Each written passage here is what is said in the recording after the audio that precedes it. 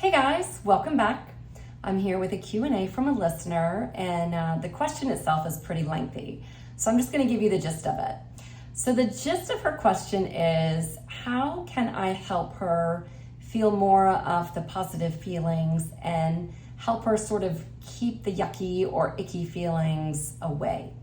And she goes on to say how she works so hard. She follows all the rules about gratitude journals and writing mantras on her bathroom mirror and all the good things she's been taught to do.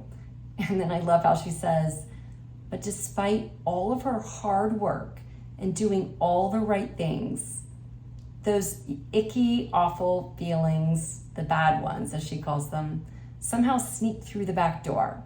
I love that image of them like hiding out and waiting till just the right moment to come in and get us.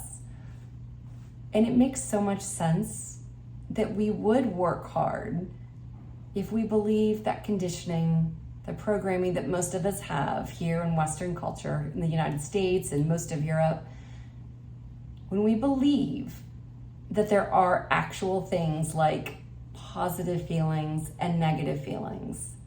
Well, of course, we're going to do everything in our power to seek more of the positive, happy ones and avoid or distract from or numb from the bad ones and the icky ones. But what if we just kind of turn that on its head for a minute and consider what's true before all that conditioning, before the first time anyone ever said, you better not cry or I'll give you something to cry about, or before the first time someone said, why are you sad? You should be happy. It's your birthday. Or, why are you stressed? You should be elated. You just had a baby.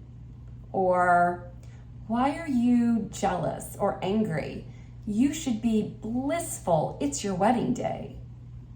I'm sure if you've been around for a few decades, you've had more than your fair share of people tell you how you should be feeling given the circumstances.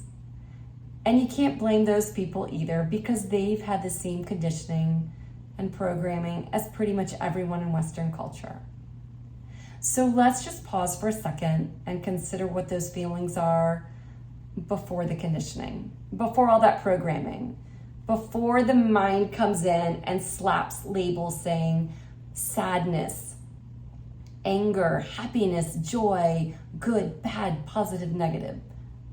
Let's just pause and go before the labels, before the programming, before that conditioning. Let's zoom back and take a look at those feelings just as they are, as they arise, as energy that arises and moves through and continues its flow until the mind jumps in and grabs it and labels it.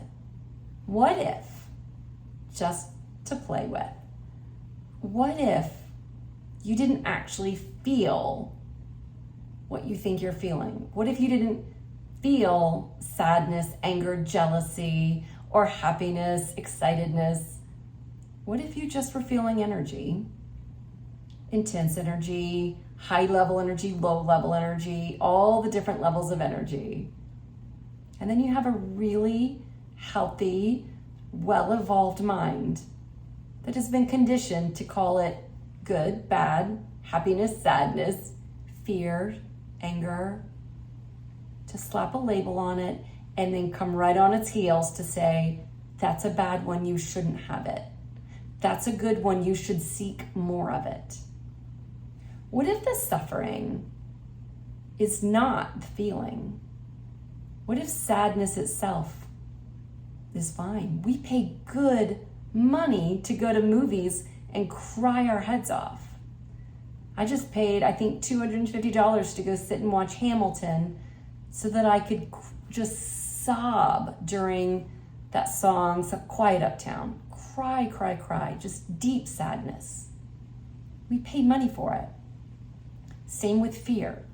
We pay really good money to go to horror shows or ride terrifying roller coasters, yet we don't suffer. So what if the suffering is not in the fear or in the sadness? It can't be. Not when people pay so much money to have those emotions.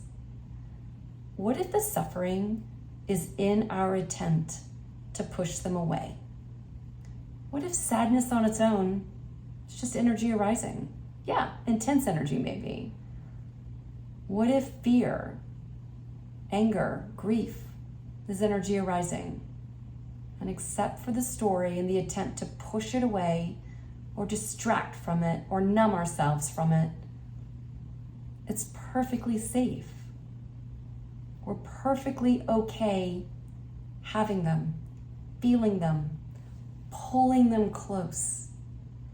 What if just for today, or this week even, when a feeling comes through, because all the feelings pass through, they're energy, they'll all pass through, instead of pushing it away, instead of holding it at bay, instead of working so hard to only have one flavor of feelings, what if you just had them all? What if you turned toward the feelings that you call icky? What if you walked straight toward them, picked them up like a child, brought them close? What if you knew deep down sadness, fear, anger, jealousy, all of them are safe. They just want to be picked up and held. They just want to be seen and honored for what they are. There's an intelligence to all energy. That includes sadness, that includes anger, it even includes fear. So what if we could turn toward that intelligence and we could embrace it? We could feel it deeply and know that we are fine, we are safe, we are okay. And those feelings say nothing about who we are. See if you can play with that a little bit. See if you can try turning toward the feelings, even the ones your mind wants to call icky or negative.